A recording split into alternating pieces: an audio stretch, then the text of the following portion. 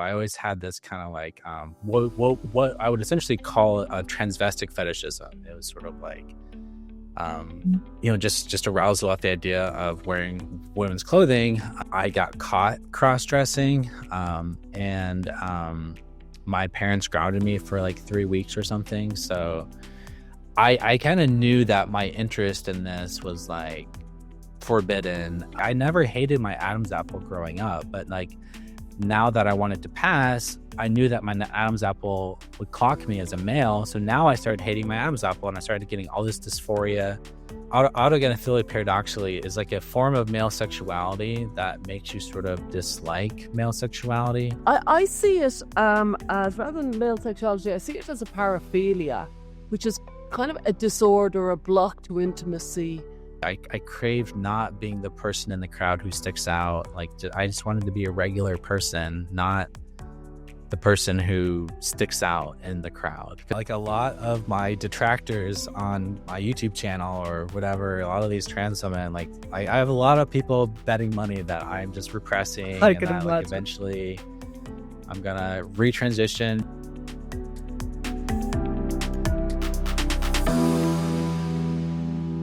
So hello, Ray, Alex Williams. You're very welcome to the show. I've been watching your work for some time now, and you have gone on quite a journey, as they say. Yeah, I'm happy to be here. Happy to talk about the journey and many other things. So yeah, I've been following Gender Wider Lens and you guys' work. I'm Brett on Twitter for a while now, so very excited to be here. Yeah. Well, do you want to start at the beginning? Yeah. Do you want to start and tell us what made you want to transition in the first place, right from as far back as you can go?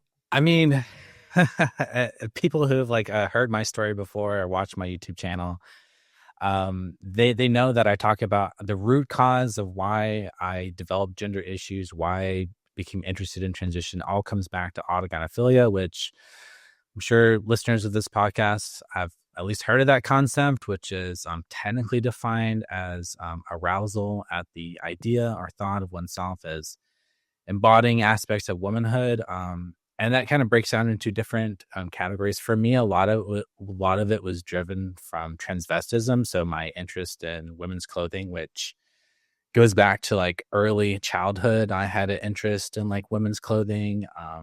And, that progressed in like high school and all through college and, my first marriage. And so I always had this kind of like, what I would essentially call a transvestic fetishism. It was sort of like, just arousal at the idea of wearing women's clothing. Wait, you said as a child, if you could just lean into that for a minute, because that's really quite controversial and a lot of people wonder about that. So could you speak to that for a couple of minutes?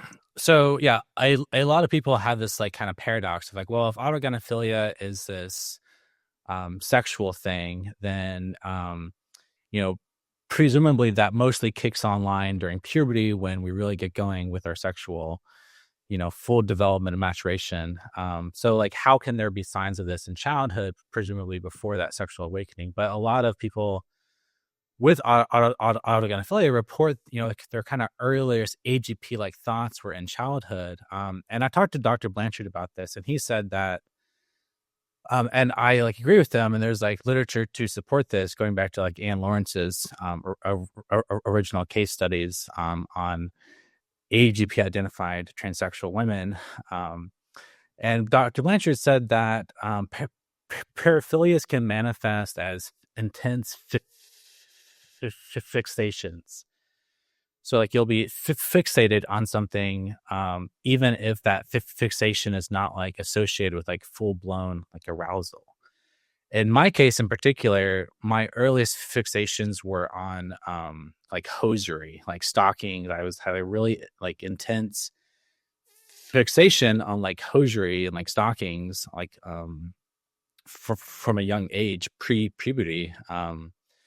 And then I don't know if that was necessarily like experiencing full blown arousal, but it was definitely like this fixation I had. And then that like elaborated and developed more fully. And then in addition to that fixation, there was also some like daydreaming and like fantasies around, you know, I would say AGP like thoughts and fantasies about, being forced to dress up by gangs of girls in these dreams I had. So yeah, but some of this is Is like that as a child rather yes, than, is that yes, yes. pre-puberty? And Interesting. so those are my two earliest memories, is the sort of like daydreaming and then the fixation on like the hosiery, which is pretty common, I think, as far as like one of the sort of original fixations for AGPs. I think a lot of it because I even asked Dr. Blanchard about this, and he said the hosiery sort of like mimics like the smooth skin of like of females. And so it could be like a sensory issue, a tactile issue. I've heard other people say like it's like because I had these sensory issues as like a child, which people connect with like autism, even though I'm not autistic. But it's like sort of like I didn't like scratchy clothing, so I was always interested in like the texture and smoothness of like fabrics. And so I don't know if how that there's some Freudian thing there maybe. Interesting. And then it kicked off once you reached puberty, once testosterone, because I know there's different impacts of testosterone. It comes in when the baby's in the womb, and then it comes again at 3, and then it comes again at about 6 or 8 or something. And then full blown in puberty, testosterone really kicks in.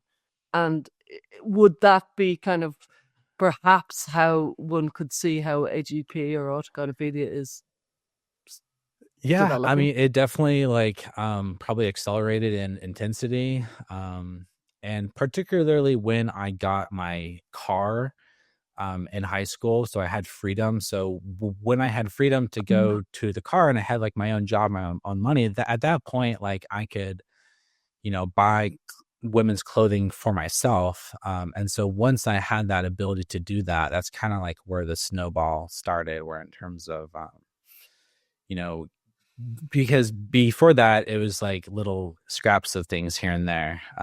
But when I was able to buy my own clothing, that's when I think it sort of started elaborating. And also I'd say in high school, that's also when I probably got exposed more to transgender pornography, which was, influential on like the development of like my autogynephilia as well, particularly when I was like first discovered like like trans porn, which was sort of very stimulating to the mind of like a young autogynephilic male.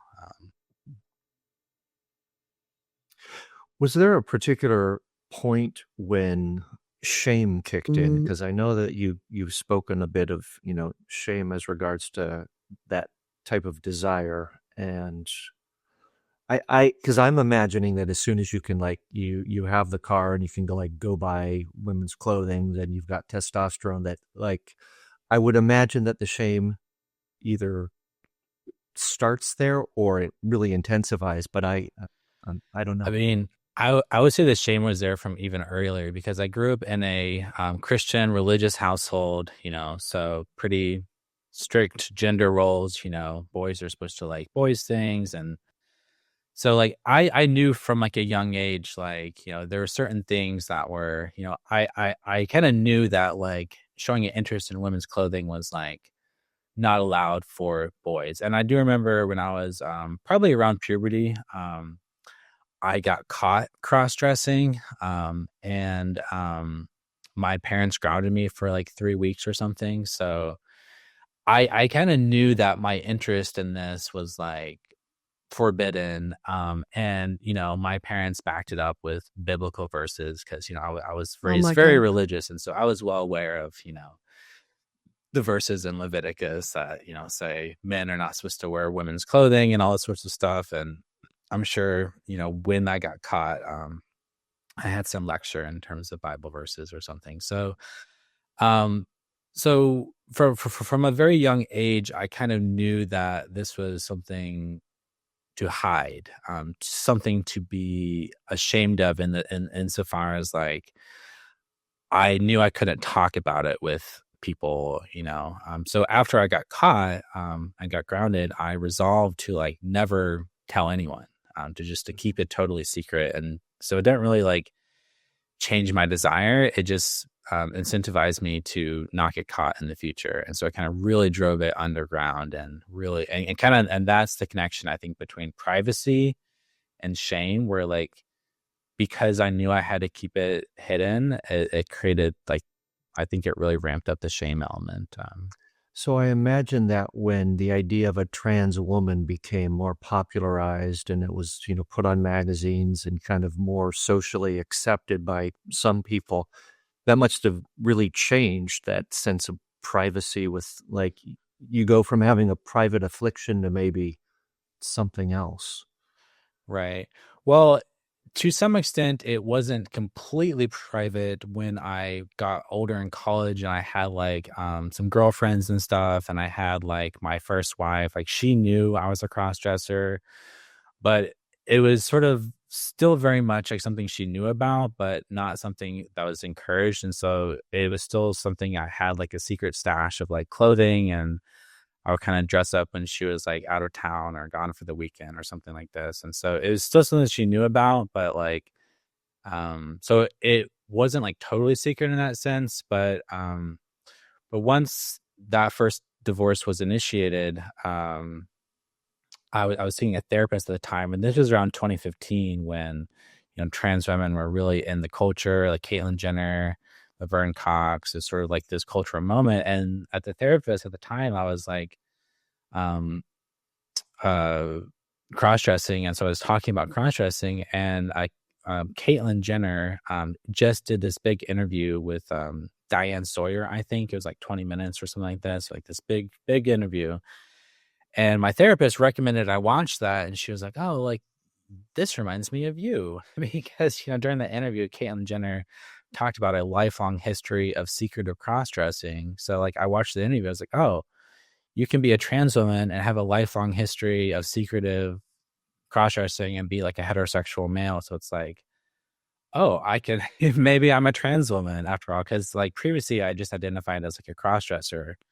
I was even, I was on like crossdressing.com forums and stuff. As like, that was like my identity was like just a crossdresser, until the cultural zeitgeist of transness blew up with, Caitlyn Jenner and all this stuff. And then I kind of like started going on Reddit and, started looking up whether my life history was compatible with the life history or common. It turns out it's actually very common for trans women to have a lifelong history of secretive cross-dressing that causes arousal. And there's a whole, and once you start going on Reddit and, talking about these life histories, everyone says, oh, you must be trans.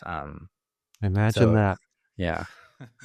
Could I just ask though, I'm astonished that the cross-dressing world in 2015 weren't all trans. I'm astonished that there was just a cross-dressing world that hadn't just transed itself as such. Yeah, I mean, at that point, I'd say trans culture was still pretty firmly divided between a more like old school cross-dressing world versus the newer world. And even then, the trans world was itself pretty old school. I'm not sure if you guys know of like Susan's Place, which was this old like transgender forum that a lot of early trans women were on. And like, even in that forum, there was like a clear distinction between like the cross-dressers and like the transsexuals. But in like on like the cross-dressing forum, there was still a sort of like divide even within those communities of where a lot of the cross-dressers on these forums, like, because there's a sort of like cross-dressers where like it really is, they're just purely dressing up for like a fetishistic masturbation session essentially. And then once that session is over, they sort of immediately get out of the clothes and just like go back to living life as like a man. But then there's some cross-dressers who their sort of cross-dressing was like this second self. It was like this second feminine self, and they would spend like, all weekend sort of like dressed up and, usually like these 1950s dresses, and there's sort of more older demure, and it's like, it like wasn't explicitly fetishistic. It was more about they felt really comfortable, and they had like almost like this second personality as like a alter ego type of thing, versus like the clearly more like fetishistic ones where it's just like purely about, you know, the masturbation cycle. So Well, yeah, there's like a wide variety within the cross-dressing community. And I think now those older cross-dressers who have the more second self, I think nowadays those types are more likely to transition versus like sticking with that like cross-dresser identity. Because the cross-dressers would have like, you know, female names, and like these alter egos, you know, were it was like the AGP constructed feminine persona, but it was just compartmentalized to be like cross-dressing at home on the weekends versus like the trans woman who brings it into work and brings it into their whole, you know, everything. Oh, I'm just wondering if that prior way of coping with autogynephilia was in some sense more more viable. Like, was it, I mean, if you have autogynephilia, and many people say it's not, you know, when you have it, it's not something that you get rid of. If that's the case, were those sorts of forums where, you know, people would get together and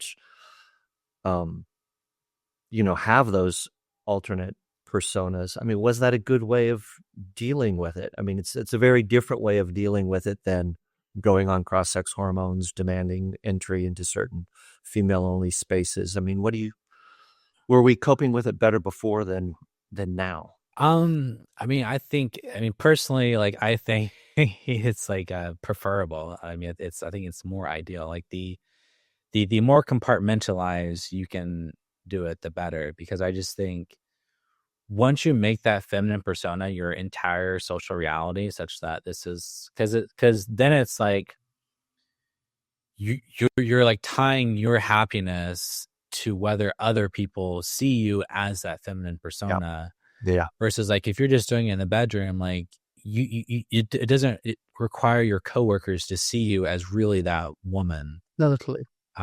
Whereas like once you go down the full blown transition pathway, now it's like, okay, your coworkers don't see you like that, or the random person at Starbucks, the barista, doesn't see you like that.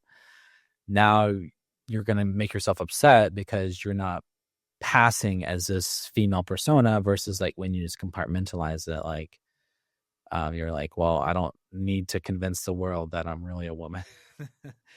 um but I will say it's probably easier for those of us who don't have that strong and anatomical dysphoria, where your AGP is really tied into like the like genital dysphoria, and because if it's more associated about like embodying femininity and about the clothing, I think it's so much easier to avoid the medicalization pathway.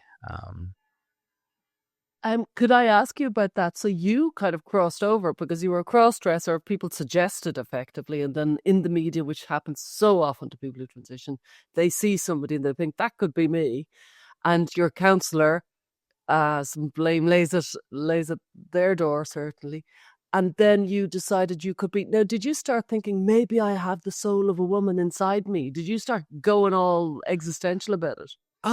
No, not immediately. I mean, I think for me, just because I had that philosophical background, I sort of didn't immediately like buy into the whole ideological view of, you know, I'm metaphysically a woman. For the vast majority of my transition, I identified as non-binary because or sort of like I identified as like trans feminine, which is essentially like acknowledging that I'm just like a male moving in this direction towards femininity. So it's like more, but yeah, because I was I got involved into this sort of like Twitter activism with like the gender critical people very quickly, and so I got immediately wrapped up into these philosophical debates about, you know, what is a woman, and the kind of like philosophy of that. And I quickly realized that like trying to answer the question, what is a woman, just leads you in a circle. unless you can define it biologically. And so I kind of like knew that was a trap. And so I kind of took this like philosophical, like I guess I would call it like pragmatism, where I was just like, well, it's not, I'm not really interested in like the metaphysics here. Like it's just more about like, it's useful for me in some way. So it's kind of, I don't know, we can go into the philosophy if we want, but so basically I like ducked the question about identity because I knew philosophically it just would get me in trouble. But you chose, you decided, I'm going to medicalize. I'm going for this for some reason or other. Well, I mean, originally when I first transitioned, or when I first realized I was trans, I sort of had this idea that I'm going to get. I decided to do laser on my beard first, and it wasn't later until I decided to do the hormones, because I almost envisioned this like dualistic life where like I'm passing as a woman in like my social life, but then in like my job and my career as a professor, then I'm going to present as like a man. Because the first identity I ever latched onto was bi-gender. I was like scrolling through Wikipedia and there's all these like millions of genders. I was like, oh, bi-gender. Which is like where you identify as with a man and a woman at the same time. But then as soon as I kind of like made it a goal to pass in like my social life as like a woman, because I was at the time I was cross-dressing, and I was sort of noticing that like people look at you weird when you're a man and you're dressed like a woman.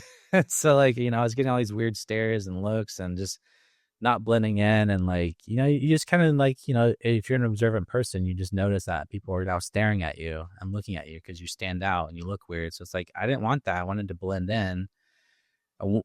But if I wanted to blend in as like a man dressing as a woman, now I have to pass more. So to pass more, I need to medicalize, because the medicalization will help me blend in to live a more normal life. And then once I set that as a goal for myself, that's when I really started hating my body, because my body is now preventing me from achieving the goal of blending in. So it wasn't until after I identified as trans that I now started developing all this dysphoria about my body. Like I never hated my Adam's apple growing up, but like now that I wanted to pass, I knew that my Adam's apple would clock me as a male. So now I started hating my Adam's apple and I started getting all this dysphoria. But I never experienced that dysphoria, originally going through puberty. It wasn't until I trans identified that bodily hatred came about. And I've noticed this is pretty common for a lot of AGPs who just sort of like it, that they have a very mild version of AGP, or the like dysphoria that AGP generates is very mild. Once you go down the trans identification pathway, that dysphoria it gets worse. So people say that transition is a treatment for gender dysphoria, but in my experience, in a lot of cases, the trans identification pathway and the transition pathway, they make the thing they're trying to treat so much worse. Whereas if you try to integrate it into a life as a male, then it kind of stays at a more mild basis. I'd love to hear from you about the experience of being a man and taking cross-sex hormones and what that does to a man, how it feels. I mean, it depends on like the mindset of like of like the man, because I mean, at the time when I first took the hormones, I enjoyed all the effects because that was in line with what I was desiring, because my goal at the time was to be as feminine as possible. So insofar as the hormones were aligning with that, then that was experienced positively, for example, and just in line with like the autogynephilia itself, which is, that it's a very strong feeling of euphoria, sexual euphoria that comes from embodying those aspects of femininity. And so as I was like going down the hormonal pathway, that was aligning with those desires. And so at the time, like all those side effects were good. softening the skin, less body hair, developing breasts. Like that was all part of, what I desired at that time. So, but I mean, I think looking back and kind of now reversing that trajectory and detransitioning, I kind of realized that like, it kind of sapped me of physical vigor and energy, just because I think like yeah, and then there's like side effects from like the testosterone blockers you have to take, the spironolactone, which I was on high doses of that for years. And so, but it's hard to really tease out like, the sort of placebos and euphoria from the AGP versus like objectively how it was impacting my mood and brain fog and energy levels and stuff, because it was all kind of mixed in with like the placebo, the fact that at the time that's what I wanted. One of the reasons I asked that was, if we're thinking of autogynephilia as having a component that's based on desire and like sexual desire often, and sometimes decreasing testosterone can decrease sexual desire, which makes me think of it like treating it that way kind of might put you a little bit at odds with the goal, if that makes sense. Right. Well, this is one of the like classic paradoxes of AGP, and one of the reasons that trans women use to try to debunk the theory is they'll say like, well, if it's just a fetish or if it's just sexual in nature, then how come when the HRT lowered my libido, how come I the like desire to maintain this cross-sex identity persist? Well, Anne Lawrence answered this decades ago with her paper on Becoming What You Love, where she identified there's both a erotic side and a more emotional side to that development, where essentially the eroticism sort of transforms into a romantic attachment to the idea of being a woman. And I think also, that like original erotic impulse, it sort of gets sublimated insofar as like those desires, you're like now your like whole life is satisfying that to some degree or another. But yeah, like any sort of like explicitly erotic component, went away and it all became sort of normalized, which is very commonly reported. And so I just became living my life. But, and to some extent or another, these sexual changes that the hormones brought were welcomed at the time, because part of the autogynephilia was a sort of dissatisfaction with playing the heterosexual role with women. And so when I went on the hormones, my ability to play that more traditional heterosexual role in the bedroom became diminished because of the impacts of, estrogen and lower testosterone on like, arousal. That changes while you're on hormones, but that was a welcome change, because now, because I'm not capable of that performance, the expectation to do it diminished, because I stopped dating straight women and I started dating more like queer bisexual women. And so that relationship was different in that sense. And so these are all welcome changes. So the fact that it's sort of hard to explain, because like autogynephilia paradoxically is like a form of male sexuality that makes you sort of dislike male sexuality.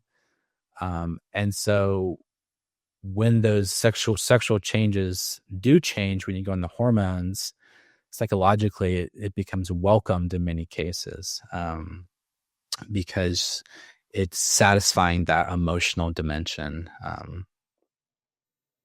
Yeah, that's fascinating. I see it as, rather than male sexuality, I see it as a paraphilia, which is kind of a disorder, a block to intimacy, a kind of something that you know people should be treated for, because it's not a healthy expression of I suppose sex and love.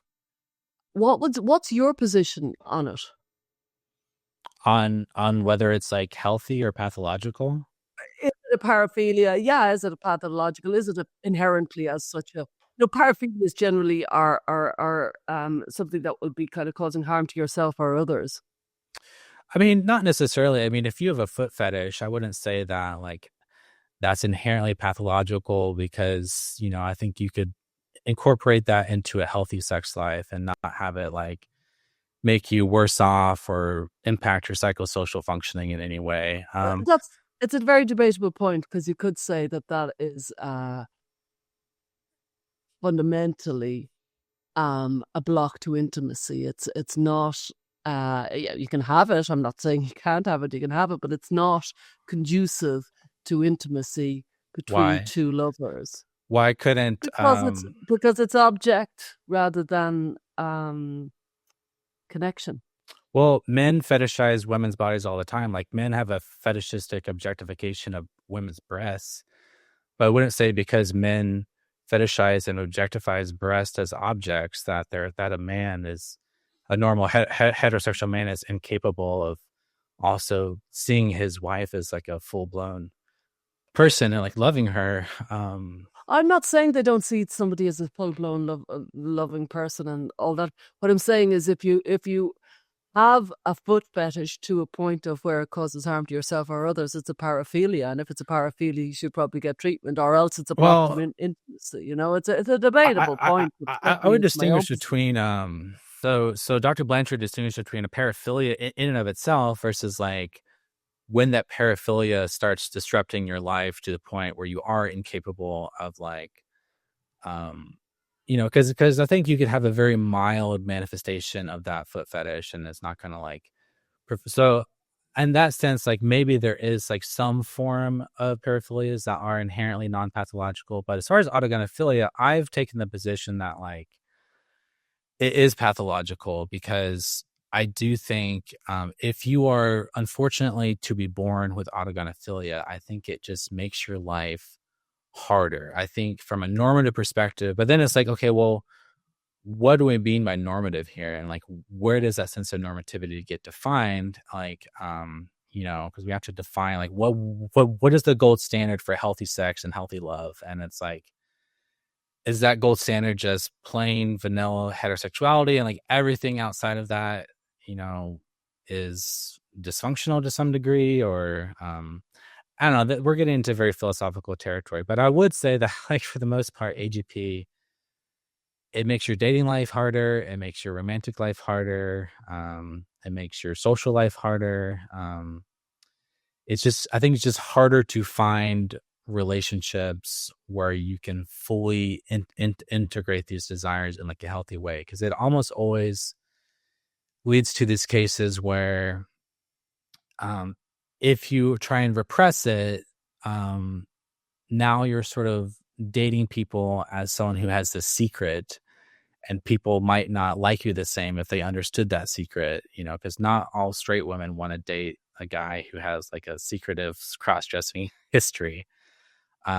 Or if you're in that relationship with AGP and you're trying to repress it, like now you might struggle to repress it. So now you're sort of like violating trust and boundaries by, getting in a relationship with someone where you're having, and this creates, trans widows and all, there's like even like a subreddit called like Crossdressing Wives, where wives talk about their relationships with like cross-dressing husbands and boyfriends, and it creates a lot of relationship difficulties. Mm-hmm. And then like if your autogynephilia manifests such that you, because of that sexuality, you dislike your genitals, and now you feel like you can't be happy unless you get these extreme surgeries, I would say in that sense, that is also pathological, because it's causing you to like dislike your body in a ways that's not ideal. And so in all these dimensions, I would say that, ideally one would not be born with AGP. But like amongst the self-aware autogynephiles, like not everyone shares that opinion. But personally, I think that it's a pathology. Which is not to say you can't like have healthy relationships where, you know, it's manifested to some degree or another beyond total repression. But I think it does make things challenging. Yeah, and I wonder, because you have gone through the whole thing, because you medicalized and then you came to decide you're unusual because you then said, I'm going to stop this. I'm going to stop the medicalization. What brought you to that? And has the autogynephilia lingered? And what do you do with it? Because that's the big question that everybody wants to know. Right. Yeah. I mean, the detransition was brought about by multiple factors. Well, one of them was just health issues, because when I was on the hormones, I had a number of health events that occurred several years prior to my detransition. But because of those health events, which were pretty serious, I had a pulmonary embolism. And also I had pancreatitis due to elevated triglycerides, which was also caused by the oral form of the estrogen as well. But because of that, you know, I had to go into the doctor on a regular basis to get blood work to like monitor like all my health parameters. And, you know, and I just sort of like had this epiphany one day that I was like, you know, like in like all other domains of life, it's always preferable to not to be on less medication. Like if you're an old person, like you don't want to be taking like 10 pills a day. You want to be on less medication, less intervention. So it's like philosophically, like natural is better. And so I came to this realization of like, you know, well, in all other aspects of life, I don't want to be tied into the medical industry. So if I can be happy and not be dependent on the pharmaceutical industry for my health and well-being, you know, because I don't want to, because I had been on hormones for so long at that point where like I was at the point where I needed to consider getting an orchiectomy to remove the testicles so I don't have to experience the side effects of the testosterone blockers. At that point, it's like, okay, well, if I go down that road, like I now have to consider being on exogenous pharmaceutical intervention to regulate my hormone system for the rest of my life. So do I really want to be like 70 years old and having to get blood tests to monitor all my hormones? It's like, and once I had that epiphany of like, okay, well, medically I'm going to detransition to be healthy, the social detransition just sort of followed very quickly after that. And my soon to be ex-wife, because I'm going through a divorce right now.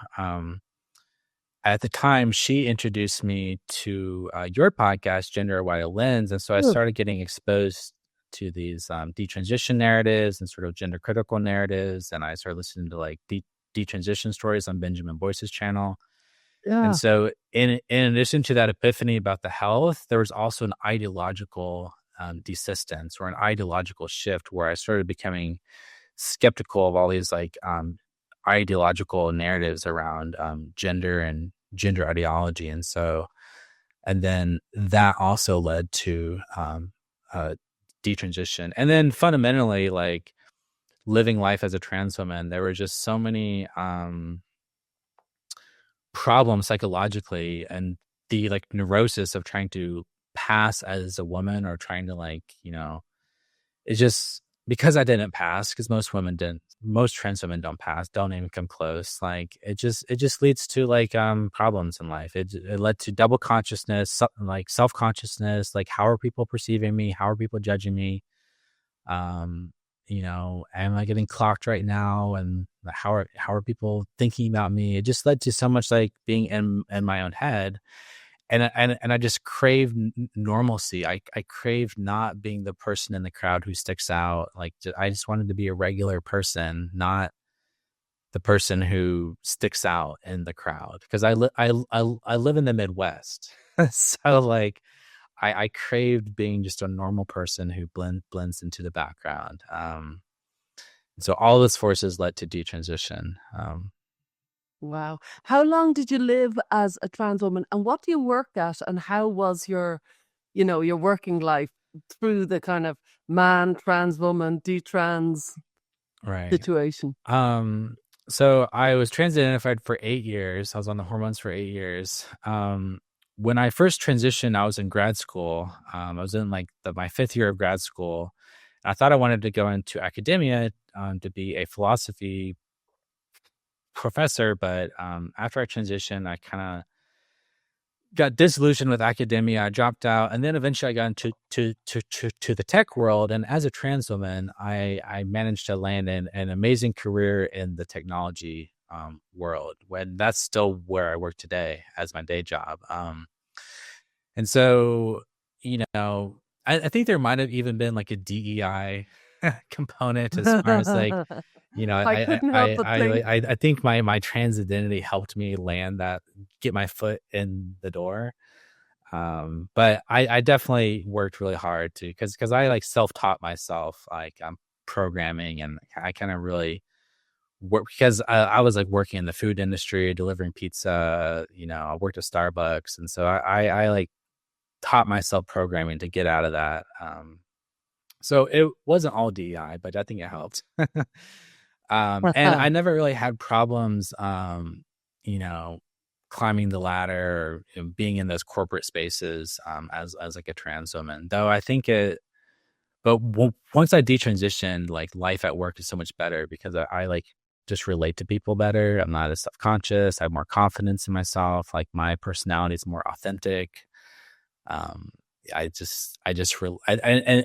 people don't walk on eggshells around me, because as like a trans woman, you get used to people always walking on eggshells because they like inevitably, quote unquote, misgender you. They like recognize your sex, and then they get apologetic and weird and awkward. And it's like, it's kind of like this elephant in the room of like, why is this guy, here like asking us to use she, her pronouns? If you shoot she, her pronouns, we're good people. And if we don't, we're bad. And we have to apologize. It just creates this like awkwardness, I think, socially, that I don't have to deal with that anymore, which is nice. As a former philosophy student who wanted to be a professor, I mean, what do you make of the huge ideological capture in academia? I mean, for me, it's hard to do something like read Judith Butler, which I have quite a bit, and like not see that the ideas just aren't intellectually coherent, and yet they've been adopted. And she's in fact a philosophy. Her PhD is in philosophy. You would think that academia and philosophy could be a bulwark against these sort of absurd ideas, Right. Well, when I was in grad school in philosophy, this was like right around, there was all these controversies. I'm not sure if you remember like Rebecca Tuval, who wrote the paper on trans race. That was a big controversy Rachel? in the philosophy world. No, it was I think it was Rebecca I don't know Tuval. that person. But Yeah, I don't know. she published a paper, and she was being a pro trans ally in her mind conceptually. She wrote a paper basically saying that like, well, Rachel Dolezal, trans race, philosophically speaking, has the same Yeah. identity structure as transgender. So transgender and trans race. So if transgender is valid, then trans race is valid. And she wasn't trying to use this to invalidate trans women, but because she touched the third rail, and you're not supposed to make that analogy, she got totally canceled, being transphobic. And also, what's her name? Kathleen Stock at the time. I remember, I was like a Twitter activist, and I was like, attacking. I got into like some Twitter spats with like Kathleen Stock and these other, at the time I was like disparaging them as like TERFs. And Where you know?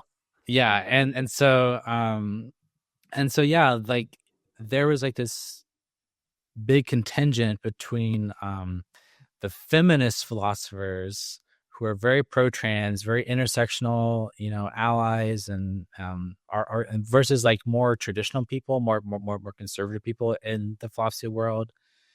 So there's like these big cultural debates, and there was some holdouts as far as like trying to push back against like the feminist philosophers, but in like the highest echelons of like the administration, the DEI programs, like the journals, the conferences, like the blogs, like I think the intersectional pro-trans stuff won out, and so like all the pushback went underground, and there was like these anonymous like blogs where people would sort of share their opinions anonymously, because that was the only way you could like push back against the gender stuff, was like on these anonymous like philosophy forums and stuff. And this was back in like 2015, 2016. So, and I think now the university has just become more captured. And some of these, and there's very few gender critical philosophers who are like, who's still working and have tenure, and Wow. yeah, they're always getting canceled from what I see.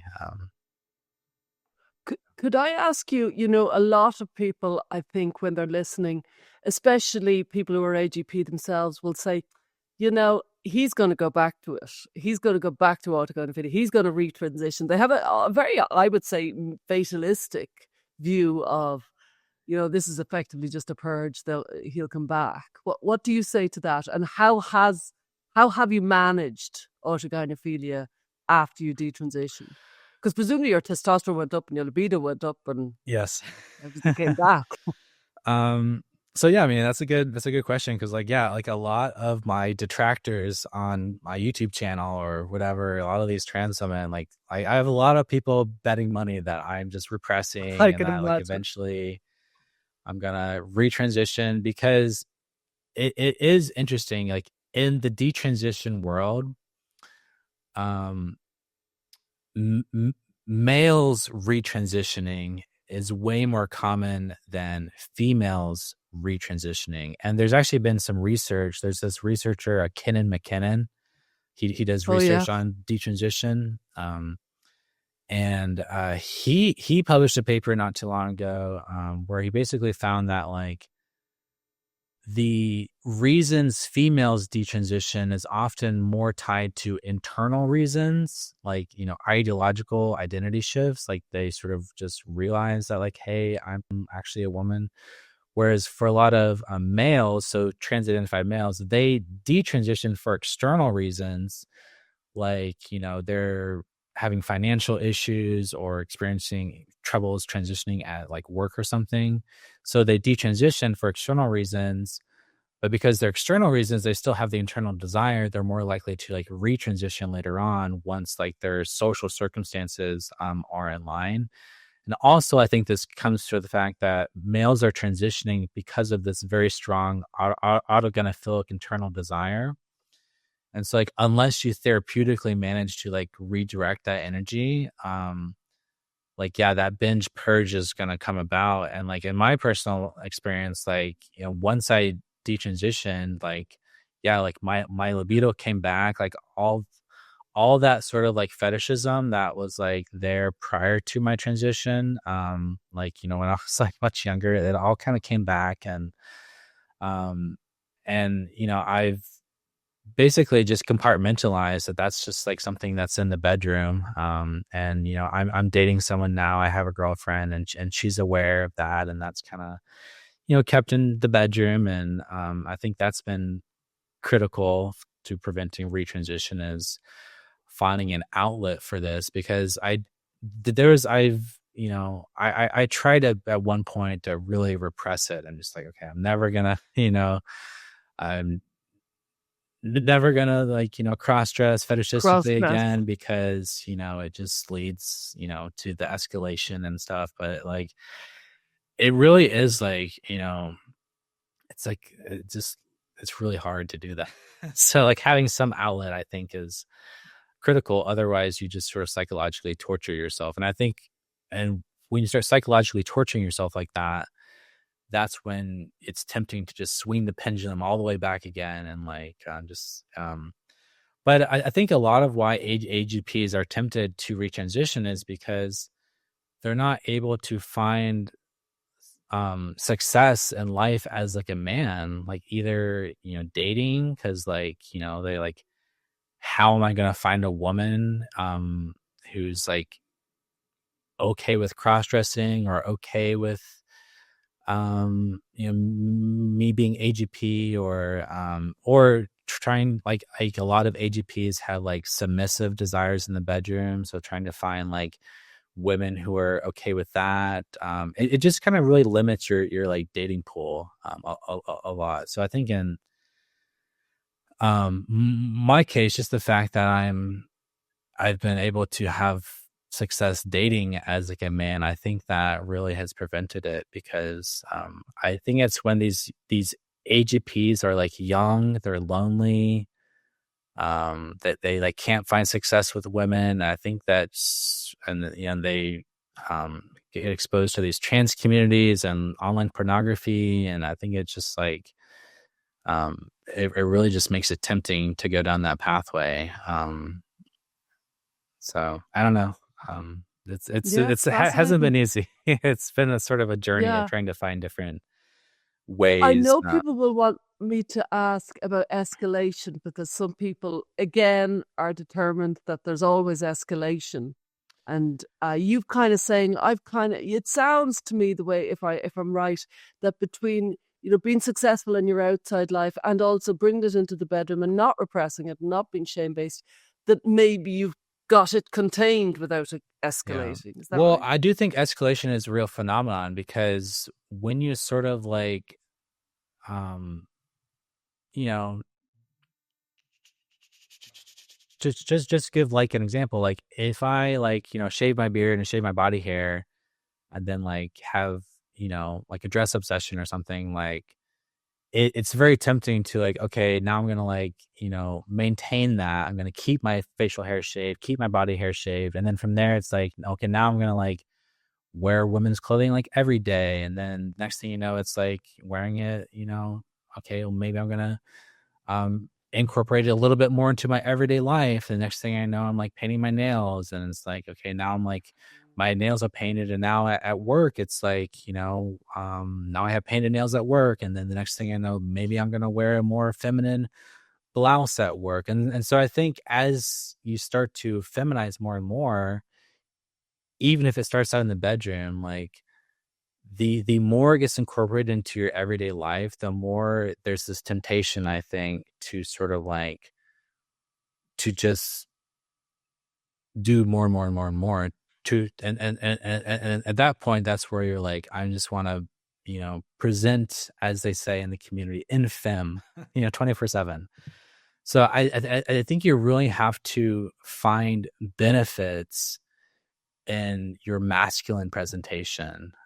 You like have to find positivity in a masculine presentation, because, and if for me, that's come about insofar as I realize that like when I incorporate bits of femininity into my day-to-day life, like if I, shave or wear makeup, or whatever, like wear more feminine bits of clothing, like I don't think I'm as attractive versus when I'm in a more masculine presentation, because I think there's sort of like your AGP goggles sort of like bias you towards preferring your like feminine form. But I think like objectively speaking, socially, that creates an uncanny valley for people. And I think like, I don't know. So it's kind of like recognizing that like socially speaking, I get along better when I'm presenting in a more gender conforming way, versus like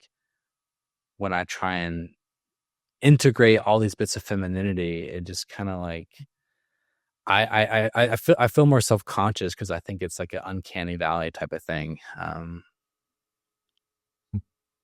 Well, this talk of escalation brings my mind back to pornography, because you see something similar with, chronic pornography users, where they have to get more and more extreme stimulus to get aroused. So they go from watching super vanilla porn to like the most extreme things that I wouldn't even want to describe. You know, escalate the stimulus to kind of get, you know, a similar response to what you were receiving when you first started out. And I don't know, is that just my mind drawing a weird parallel, or do you see it No, too? I don't think that's a weird parallel at all, because a lot, because I think there's two dimensions to autogynephilia. There's like the sort of what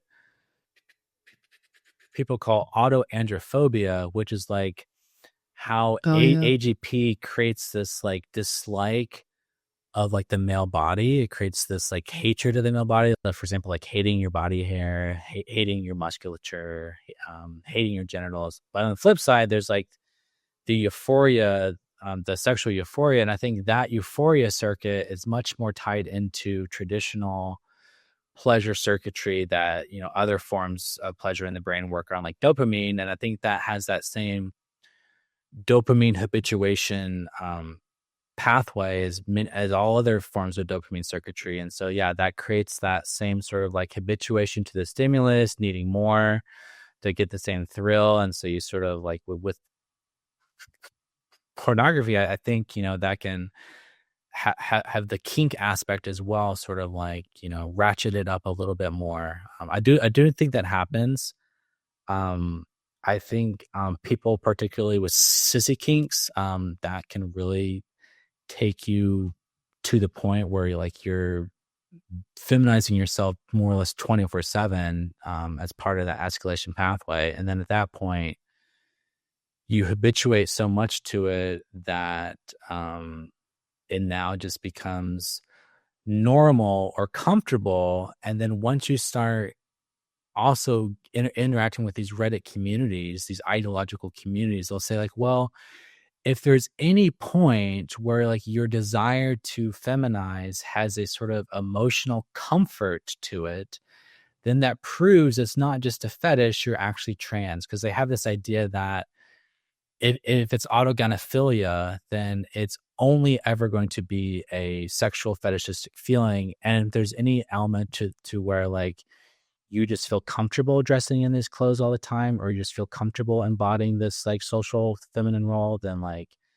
it must prove you're actually a woman, because only women would want to wear this clothing in like a non-sexual component. And so like, but that's partly just because like they've habituated to the stimulus so much that like it just feels normal and it feels comfortable because that's what they're used to. And so they confuse that feeling of comfort with like, oh, actually this means I'm a woman or something.